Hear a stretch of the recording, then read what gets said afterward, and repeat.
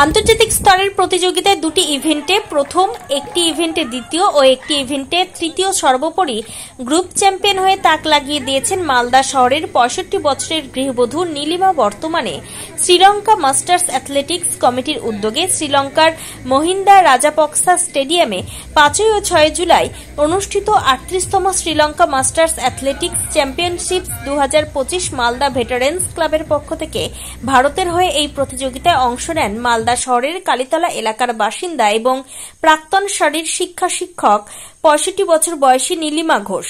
তার স্বামীও অবসরপ্রাপ্ত শিক্ষক, একমাত্র মেয়ে চিকিৎসক। তার প্রিয় খেলা উচ্চ লম্ফন। তার ফলে শারীর শিক্ষা শিক্ষক হিসেবে যোগদান করেন মকদমপুর গার্লস হাই স্কুলে। পরবর্তীকালে সেই স্কুল থেকে তিনি অবসর গ্রহণ করেন। নিজের অধ্যবসায় ও পরিবারের সহযোগিতায় তিনি তার খেলাধুলো চালিয়ে যান। এই প্রবীণ বয়সেও তিনি জেলার অ্যাথলেটিক্স সহ বিভিন্ন খেলায় প্রশিক্ষক হিসেবে উপস্থিত থাকেন।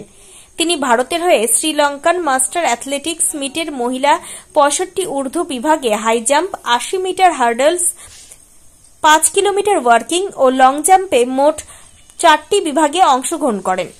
এর মধ্যে হাই জাম্প প্রথম স্বর্ণপদক, ৮০ মিটার হার্ডলস প্রথম স্বর্ণপদক, ৫ কিলোমিটার ওয়ার্কিংয়ে দ্বিতীয় রৌপ্য পদক ও লং জাম্পে তৃতীয় ব্রোঞ্জ পদক লাভ করেন। সর্বোপরি ৬৫ বছর ঊর্ধ্ব মহিলা বিভাগে ব্যক্তিগত চ্যাম্পিয়নের শিরোপা লাভ করেন।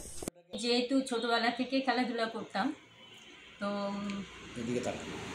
যেহেতু আমি ছোট থেকে খেলাধুলা করতাম, তো আমি ফিজিক্যাল ট্রেনিং নিয়ে হাই স্কুলেও ঢুকি। তারপরে মেয়েদের শেখাতাম। মেয়েদের আমি কাবাডি, খোখোতে আমার ডিস্ট্রিক্ট চ্যাম্পিয়ন, মেয়েরা আমার স্টেটেও যেত। তারপরে যখন আমি রিটায়ার করলাম, তখন ভাবলাম যে আমি আর বোধহয় খেলাধুলা করতে পারবো না। তখন আমি ভেটারেন্স ক্লাবে যোগ দিই। তো সেখান থেকে আমি আবার খেলার সুযোগ পাই, বিভিন্ন জায়গায় খেলতে যাই। আমি কয়েকদিন আগে ন্যাশনাল খেলে এলাম, ধর্মশালায় হয়েছিল। তো সেখানে আমি 2টো গোল্ড পাই।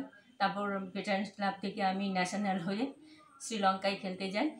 সেটা হচ্ছে ইন্টারন্যাশনাল খেলা।